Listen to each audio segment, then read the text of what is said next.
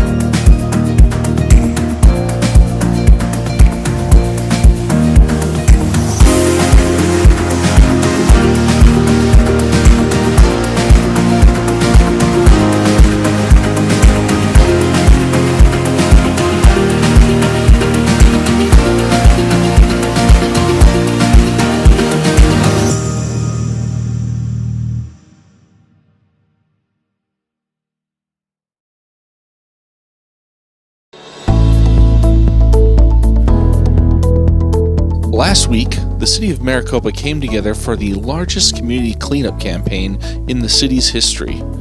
Individuals from all walks of life rallied and walked throughout their community, picking up litter in a vow to keep Maricopa beautiful. We received dozens of emails from groups showcasing their efforts to keep Maricopa beautiful by collecting multiple bags of litter during the 2-hour only event.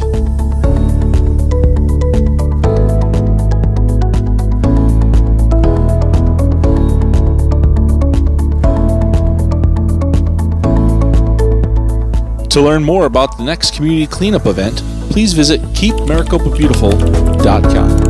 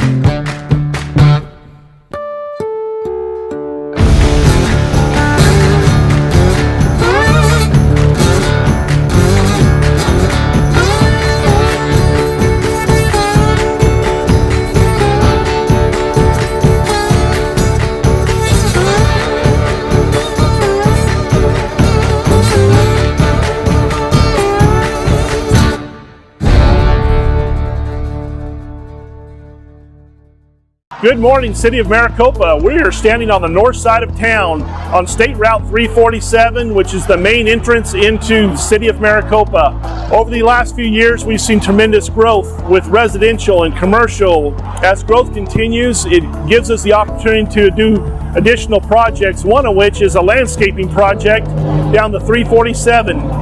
It'll go from Honeycutt Road to the north entries of town. This includes trees, landscaping, rock boulders, some metal art deco. There will be some lighted metal structures all the way down the median. When you pull into the north side of town, we're going to have an impressive monument right in the middle of the road that represents the City of Maricopa, which has been well needed for many years.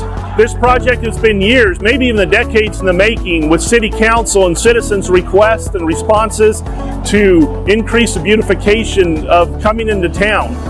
We'd like to thank each one of you for the time, effort, energy, and the patience of getting this done. We look forward to having this project completed by the end of the year.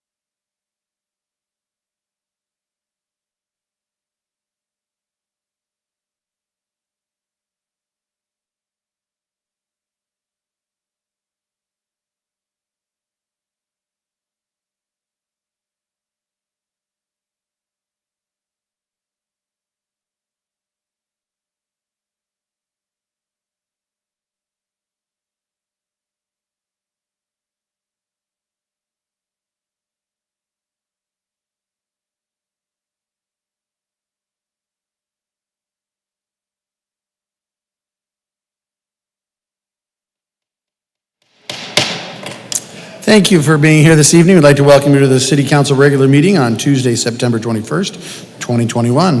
At this time, we'd like to call this meeting to order, and please invite Mr. Troy Skousen from the State High Council from the Maricopa, Arizona stake of the Church of Jesus Christ of Latter-day Saints. He'll give us our invocation. Afterwards, we will hear the Pledge of Allegiance led by Councilmember Bob Marsh. So please rise.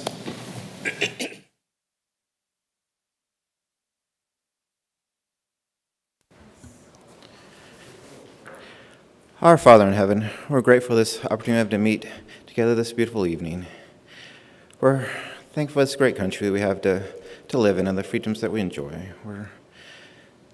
Please bless leaders of the city, the mayor and the city council, as they discuss the needs of the city this evening, that they'll be able to be guided in what's best for the future of this city.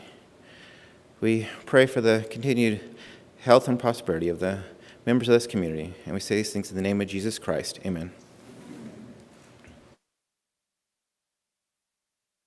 The flag of the United States of America, and to the republic for which it stands, one nation under God, indivisible, with liberty and justice for all. Thank you. You may be seated. Thank you, Troy. Appreciate it. That'll take us to the roll call, please. Councilmember Learman. Here. Councilmember Manfredi. Here. Councilmember Marsh. Here. Councilmember Vitiello. Here. Councilmember Wade. Here.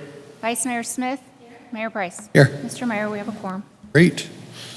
Thank you very much. That'll take us to item 3, which is proclamations, acknowledgements, and awards. At this time, we have some proclamations and awards for the Maricopa Youth Council, and this is the recognition night for them. We'd like to thank them for their service and all that they have done for the city, but to lead that off, we'll turn the time over to Councilmember Wade.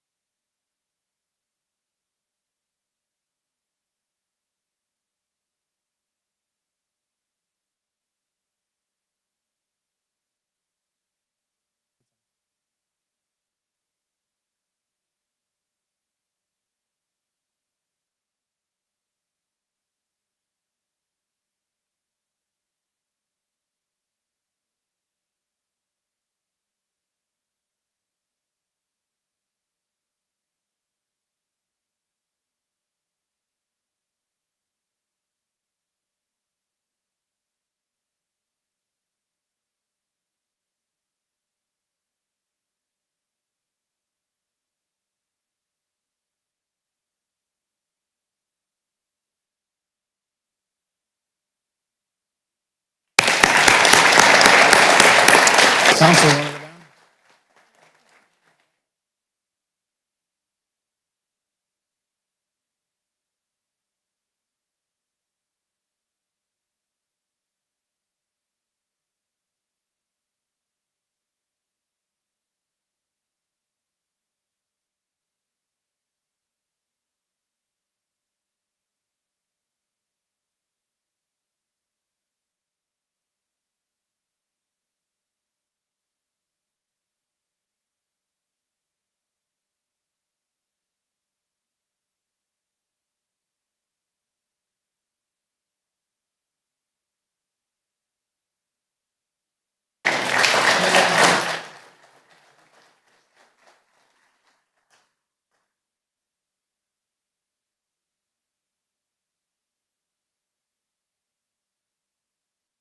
Team and Development Program Coordinator.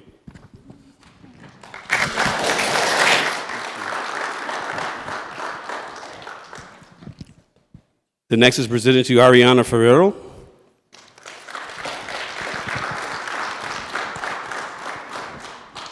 And I won't read the same thing over and over again. Congratulations. Thank you. Shake. Thank you. Freddie Rivera.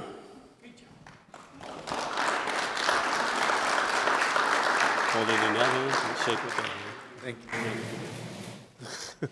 Okay, great. Isabella Guilford. Did I say that right? Good. Thank you. Good practice. Thank you. Thank you.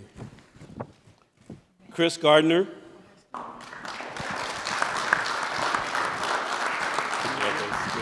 Awful sharp there, dude. Sydney Stoll. Did I say that right? It is Stoley. Okay, so it is Stoley. I was right the first time. Congratulations, Sydney. Matthew David.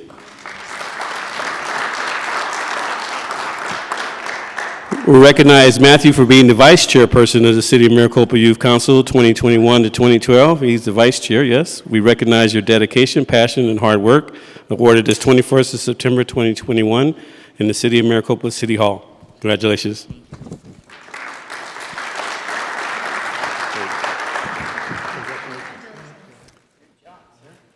Alea Rivera. Alea Rivera.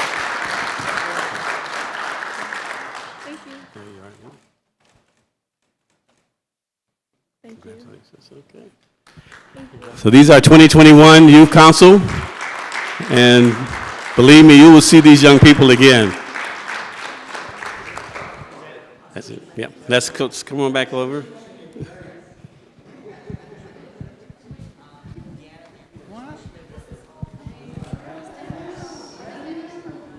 You're in the picture.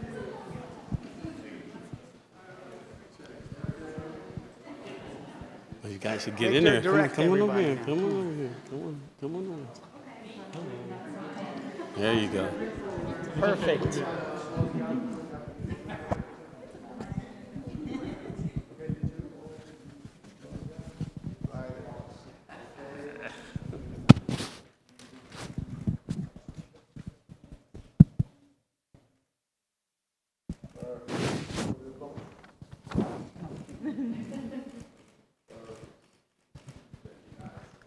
And no organization works without good management, and this is a management team to make it happen. So. Oh, yes. One more thing. One last thing.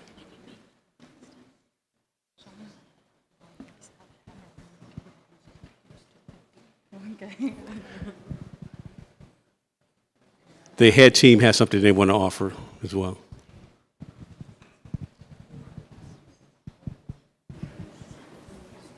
Okay.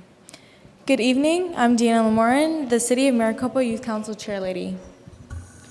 Good evening. I am Matthew David, the City of Maricopa Youth Council Vice Chairman.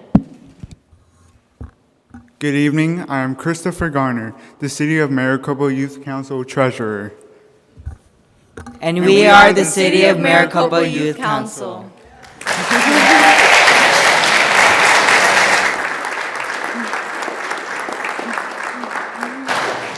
We are gathered here today to introduce ourselves to you as your City of Maricopa Youth Council and talk about our experience at this year's National League of Cities and Towns. Myself, including 4 other youth council members, had the privilege of attending this event thanks to Councilmember Wade. And now if everyone could give him a round of applause.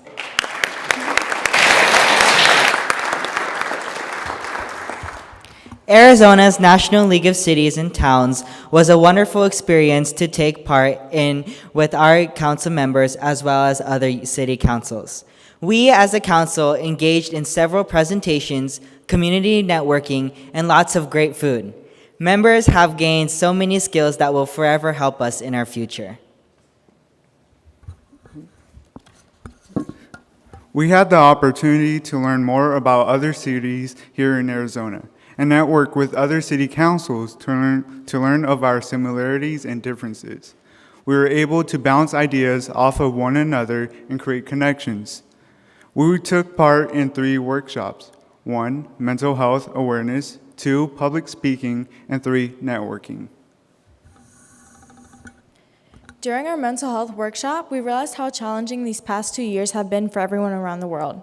It was difficult to cope with tragic events that happened throughout the pandemic, the loss of family and friends, and online learning. This workshop gave us the chance to understand our mental health challenges and taught us how to recognize the signs and symptoms of depression, and how to support ourselves and friends. During public speaking, our instructor really went into depth of our posture and confidence when giving a speech. She taught us how to build credibility and how to connect with our audience. Most important, she taught us how to deliver our speech. Our last workshop was networking. It was a solid presentation on how to develop leadership skills through building connections and creating a professional environment with the people we build connections with. To conclude, I would like to say the City of Maricopa has gifted us into gaining wisdom that is unattainable at school. With these experiences, it is one step into the right direction, which is a progression through an educated body. We want our legacy to stand upon the youth. We want to give knowledge to the younger generation and be part of changing the game. That is a quote from American hip-hop artist Kershnik Ball. Thank you, City of Maricopa Council members, and a round of applause for mentors Laika Rumler, Marcella Bandin, and James Schultz.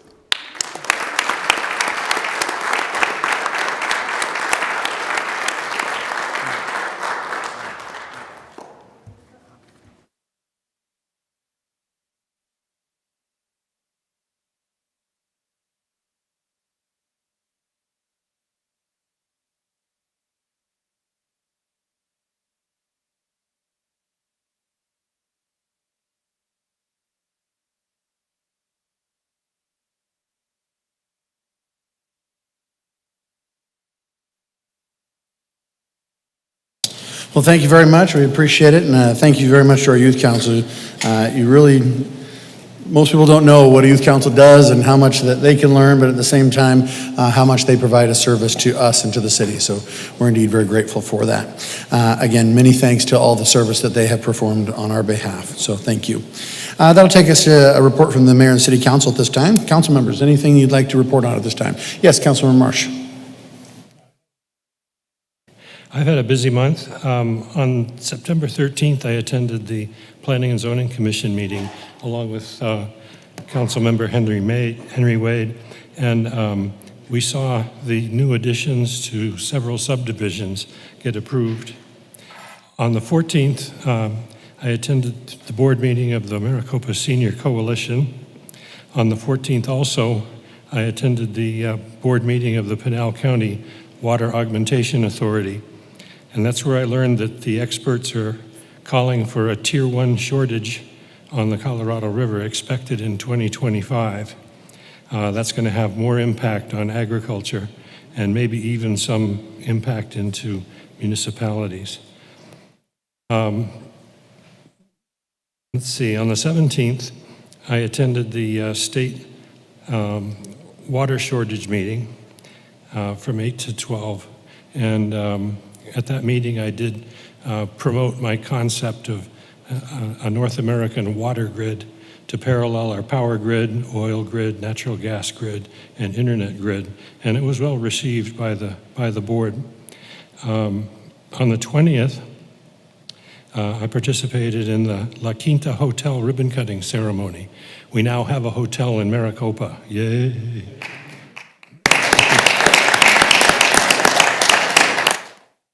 On the 20th also, I attended the Age-Friendly meeting, and the Age-Friendly Committee is an advisory committee to the City Council. There is a Maricopa Foundation nonprofit expo coming up Saturday the 25th from 9 to noon, and the Salsa Festival Night Market is on the 25th also, 6 to 10 p.m. And today I had a one-on-one with City Manager Rick Horst, and I learned a lot. Thank you. Thank you, Councilmember Marsh. Anyone else at this time? Okay, yes, Councilmember Wade.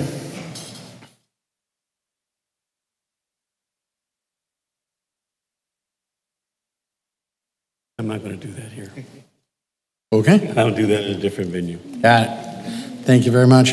Yeah, just briefly, a lot going on, obviously. It's a wonderful time to be here in Maricopa. We're thankful for all the things that are transpiring. Same thing, Councilmember Marsh and I attended many of the same meetings, but there is one of the things I think that he was explaining was, the issues with water, and that is always an issue here in the state and in a desert.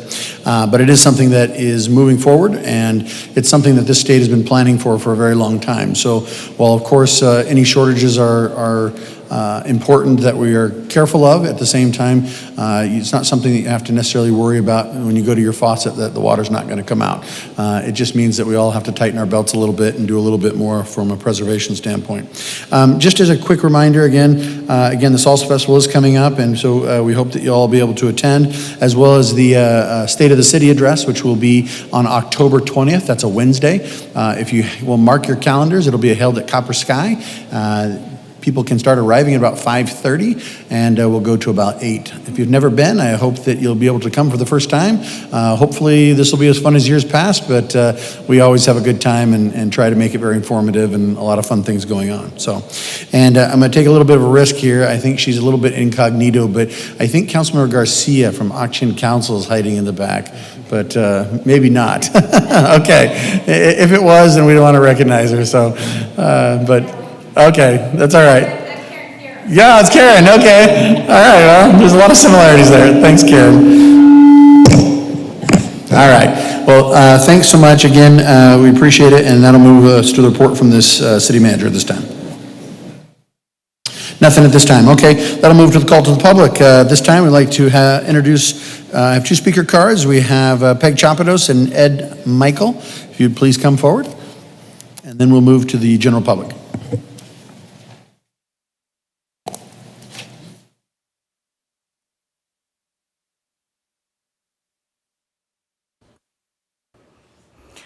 Good evening, Mayor, Vice Mayor, Council, City Manager Horst. First, I just want to go off script just for a second. Congratulations, Youth Council. Excellent job. Mayor, tonight, I know I'm preaching to the choir here, but our recent census figures have showed us that Maricopa is a choice when people want to come to a new city. One of the things that I'm here tonight to talk about, along with my friend Ed, is Prop 457, which is the continuation of the MUSD override. I want to thank Council for unanimously supporting this initiative, and I want to appeal to my parents and fellow voters out in Maricopa. We need you to vote yes on this override. It is a continuation of something that was passed in 2016, and it is vital to 3 things that impact Maricopa: our quality of place, our quality of life, and our quality of learning. It's important that we get this passed. November 2nd is Election Day. This is an all mail-in ballot. When you get your ballots, please complete them and get them back as soon as you can in the mail. This is important for our city. I've talked to a lot of folks when I was on council and since being back out in the community, and everybody asks the same questions. When are we going to get ... Part of what we need to do is make sure that whatever we attract here has choices for quality education. That's why Prop 457 is so important. Please vote yes. Join me in supporting education and local control for our schools. Thank you. Thank you very much.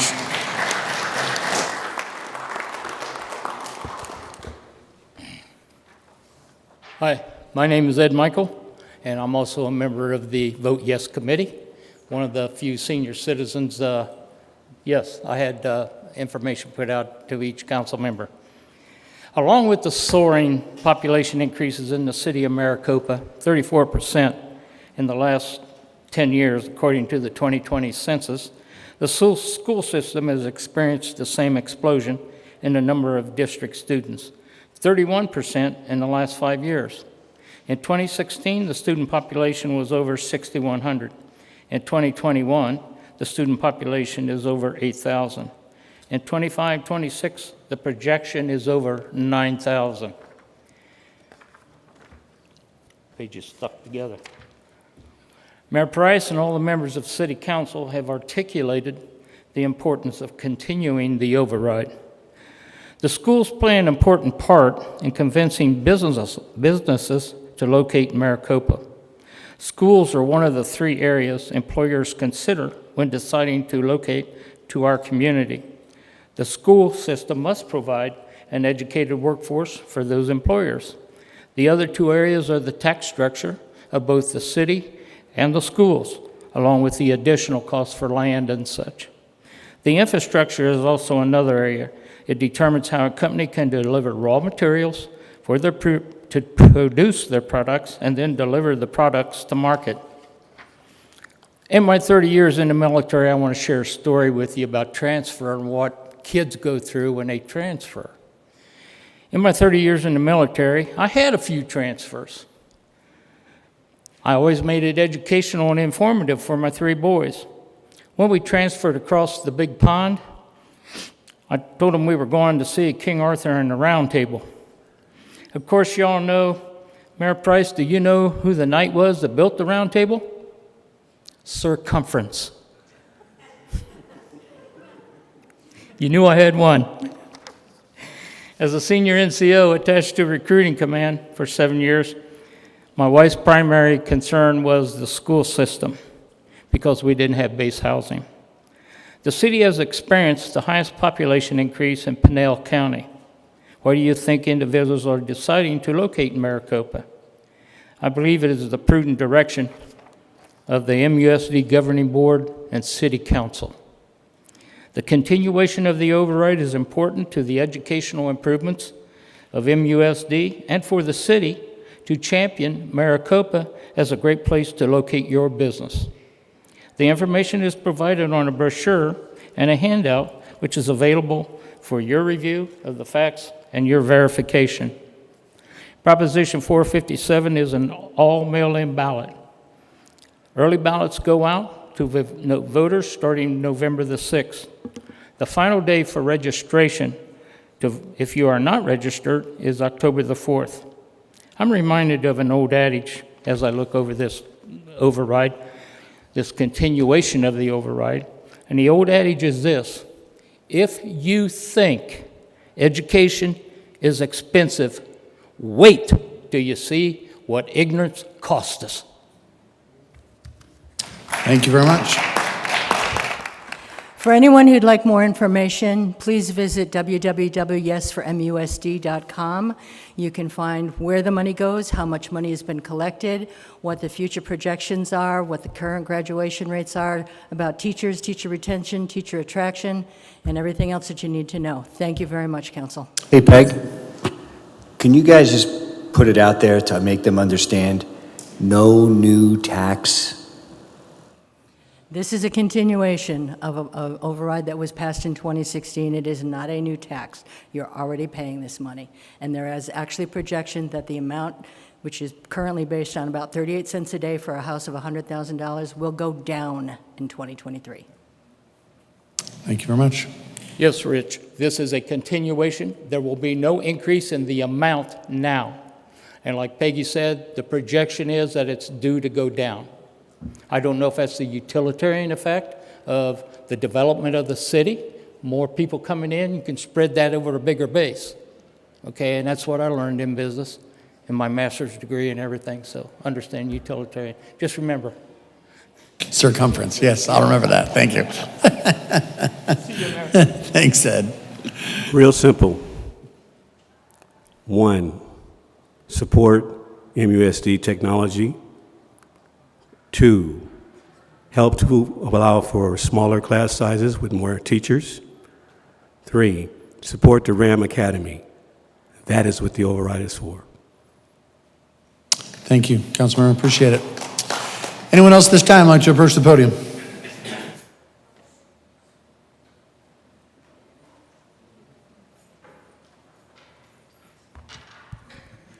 Good evening, Mayor, Vice Mayor, and council members.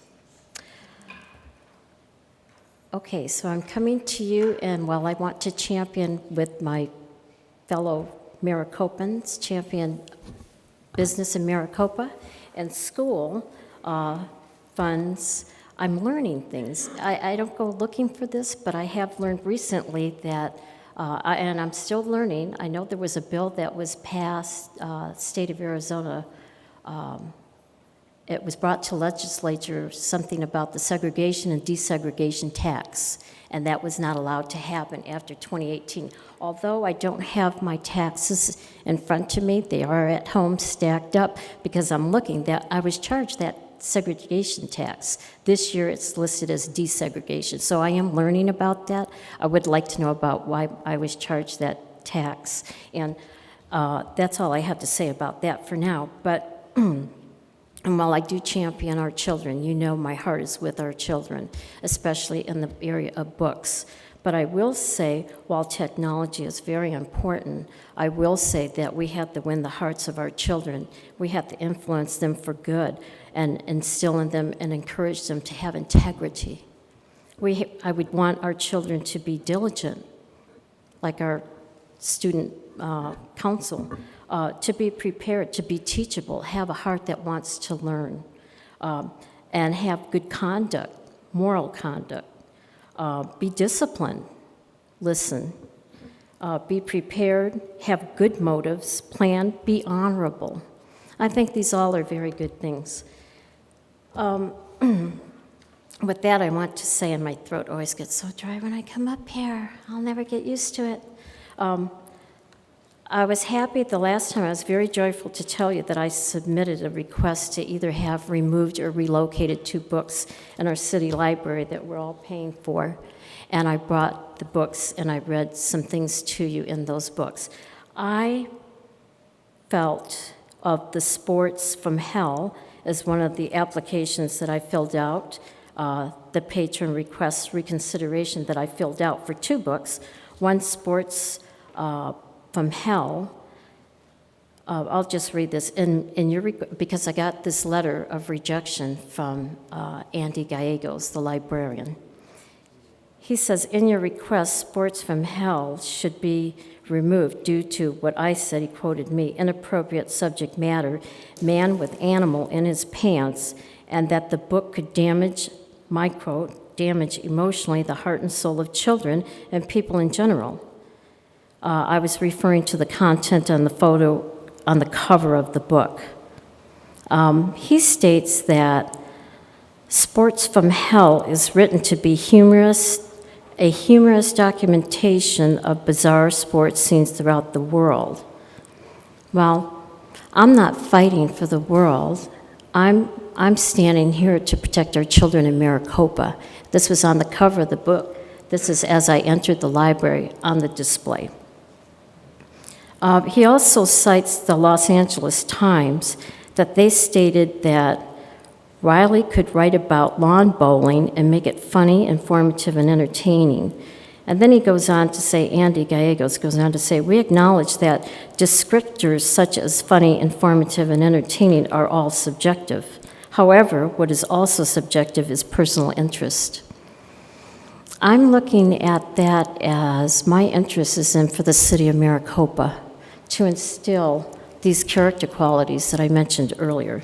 But he denied that. He said the photo does not display inappropriate nudity, even though the man, I showed you the book, the man was putting an animal down his pants. I mean, okay, I think that's not appropriate. He did say the photo does not display inappropriate nudity, nor is there any indication of intent to damage any person by reading the book. For these reasons, the library has deemed that this title should remain a part of the collection. It's disappointing. And I know I've taken time, but I also put in there the anti-racist baby that was in the children's library. My granddaughter said, why is that in there, Grandma? And I said, well, what do you think, Cadence? And I won't go into that conversation. She ended up with saying, I don't even think it should be in the library, should it? Okay, so I won't go into all that, but his response to me is that on the subject of critical race theory, the book never mentions the theory at any given point, but it depicts racism in the pictures. And I won't go into that, but I can bring the book back and show you individually if you like. So he said, it doesn't support the removal of the children's section. And this is my response when I turned in this request. I said that it should be removed. It says, he asked me the question. I say, what do you feel might be the result of exposure to this material? Now I'm saying to the children. Some children may feel inadequate, while other children feel guilty. And that's pretty much what CRT does. Makes some feel inadequate, and the other ones feel guilty. And I don't think that should be on the shoulders of our children. So with that, his response to that was that if a parent or guardian deems these inappropriate for their child, then it is their choice to monitor that. But it's like right there for our children. Okay, so he said, for all these reasons outlined, the library has decided that Anti-Racist Baby shall remain a part of the library collection and located in the children's section. So, like I said in the past, it was a circular conversation. So I would like a response to all these things that I've brought forward. And I know that some of the council members would like to meet with me and have discussion about this. Like I said, my desire is to help our children have moral integrity, self-control. And I think you can give them all the money, throw all the money at them, but if they don't understand self-control and consideration and being forgiving to other children, I don't know what you're going to do with that. So I know there's an increase in population at the school. I have to ask the question. It does make me think, not to be offensive. We need you to wrap your comments up. But it okay? does make me think that we've had a real influx of illegal immigration. So thank you for hearing me. Thank you very much. Anyone else at this time like to approach the podium?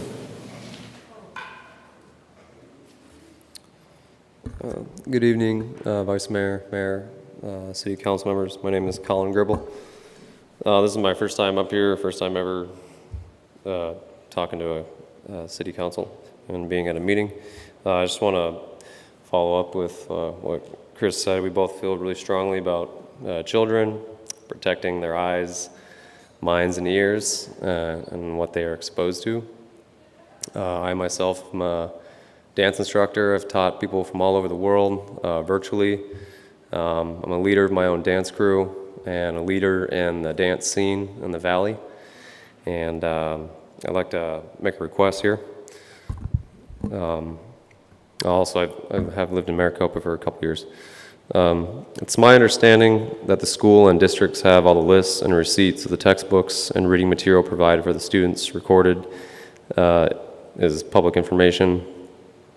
Based on concerned citizens and myself in the city of Maricopa and the media going around, I'd like to make a request to you council members here this evening to have all the library books and classroom textbooks and recommended reading material in the classrooms in our schools, public and private, here in the city of Maricopa, sent to me before the next meeting so I can address on the context of the material of these books further. I would like the list to be broken down by grade level. I would like this sent to me before the next meeting, if at all possible, in a searchable, easy-to-read format, and I can provide my email after I'm done here. And that is all. Thank you for your time. Thank you, Colin, right? Correct. Thank you, Colin. Thank you for being here for your request. Just to give you a little information, the schools are not run by the city of Maricopa. They're run individually by an elected board. Okay. At least some are. So the Maricopa Unified School District has an elected school board, at which point they meet on Wednesdays. Is it the first and this one's to tomorrow? Yes. Tomorrow at 6:30 at the MUSD School Administration Building. That request that you just made should go directly to them. And as far as every other school that's here in Maricopa, those are charter schools, so you'd have to go to them directly and to their administration. They are taxpayer funded, so they should be subject to public records requests, but I'm not sure who to tell you to go through to ask. So you'd probably have to go to each one of those individually and ask them. Because they do not have an administration like an elected school board. They kind of run a little different when it comes to the state law. They run a little different than the school board does. Understood. Okay. And what was the location one more time for Wednesday? So it's right by the old library, the old Veterans Center, and that's right there on Maricopa Casa Grande Highway. Okay. And it's the MUSD School Administration Building. ASD school admin. Okay. Yep. Thank you. You're very welcome. Thank you very much. Anyone else at this time? Okay, seeing no one, we'll go ahead and close the call to the public. Thank you very much for your comments and for your participation. We greatly appreciate it. That'll take us to the consent agenda for this evening. On the consent, these are items 7.1 through 7.6. Now, before we move on, Council, I had just kind of a general question statement that I would like to have a little explanation on 7.4. This is the Mayor and City Council shall discuss and take action on approving an intergovernmental transportation funding agreement between the Pineal Regional Transportation Authority, or the PRTA, and the City of Maricopa for the East-West Corridor. This is potential for reimbursement. This is for discussion and action. I know what the PRTA is very well. That's the Pineal Regional Transit Authority. It goes off of Proposition 416 and 417, which was voted on in 2017. But I just wanted to get some clarification from the city manager, just generally for the public. Could you explain what we're doing there and why we're doing it and kind of what we're hoping for, regardless of the outcome of the case? Thank you, Mayor. As you indicated, in 2017, the matter was taken to the public, and the public did vote in the sales tax, which was predicated upon a transportation plan that was presented to the public, of which the East-West Corridor was a part of that transportation plan. It exceeds beyond the boundaries of the city of Maricopa, but the portion that this is addressing is within. It should also be acknowledged that the tax was never intended to fund 100%. In fact, this funds around 20% of the projects. And as we know, this matter is pending the Supreme Court. And I think all of you saw the ruling today that a final verdict, for lack of a better term, will be granted in the near future. We've heard that for 9 months now, so I'm not sure what that means. So this is the preparatory work to exercise the use of those funds should the tax be upheld by the Supreme Court. If not, this is an exercise in futility. But what this will allow us to do is to position ourselves to receive approximately $4.2 million of reimbursement back to the taxpayers of our jurisdiction, in particular towards the cost of that road, because we are fronting the cost of that road. So this will be a reimbursement. We are the first and only entity who has built a segment of the transportation corridor plan, and we frankly wanted to be in line to get that reimbursement to get it back. So this is the paperwork process to enable us to be in position to receive those reimbursements to come back to our taxpayers. Thank you. And just by way of information, the East-West Corridor is a portion of the Maricopa-Casa Grande Highway as it goes towards Casa Grande. In essence, at full build-out, it would cut over to Val Vista Road, not in a 90-degree angle that it is now, and it'd be much more smooth, three lanes on each side parkway, by which it then connects to Pineal Avenue, which then connects to the I-10. So people say to us all the time, well, why don't you just go straight across the I-10? Well, you can't cut across the Gila River. It's a sovereign nation. So this is the alternative in the bypass in which you can do it. So it's north of Casa Grande, but south of Gila River, kind of threading the needle to get to an alternative high-speed corridor in order to get to the I-10, which we all know is critical in trying to bypass the 347. And so that's what this is all about. I wanted this not necessarily polled, but discussed briefly, because I just want the public to understand that while it's been very frustrating for us, as much as it is for the public, to not see their money be actively engaged in the building of roadways, which is what we've all wanted it for, whether you voted for it or not. The very fact of the matter is every year the costs go up and the difficulty of building these roads gets more and more expensive. And so this is something by which we are trying to take a proactive stance, by which if the Supreme Court should rule in our favor, we're ready out of the gate to go. And that's just being proactive instead of reactive. And so again, while we've had time, at the same time there's something in the neighborhood of $68 to $70 million that has been collected over the last 3 years that is waiting in trust and escrow.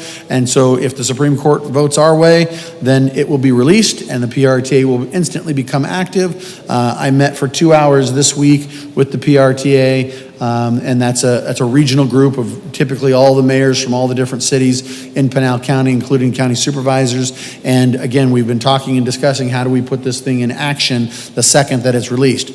Should it not go our way, then we'll have to go a different route. It's going to be a little more frustrating and a lot more time and waiting, but we'll follow the law regardless. And so again, I appreciate the explanation and this being on the agenda tonight so that we can at least move forward and have this contractual agreement ready should the Supreme Court see it our way. Okay. With that, any other questions or concerns on consent at this time? Great. Seeing none, can I have a motion to approve consent items 7.1 to 7.6? Have a motion from the Vice Mayor. Is there a second? Second from Councilmember Vitiello. Any further discussion? All in favor say aye. Aye. Any opposed? That motion carries. All right, that takes us to the regular City Council meeting agenda, which there are no items, and so that concludes our meeting for this evening. Thank you very much for your participation. Sweet and simple. Can I have a motion to adjourn, please? So moved. Motion, second. All in favor say aye. Aye. Any opposed? Motion carries. Thanks so much. We'll see you in a couple weeks.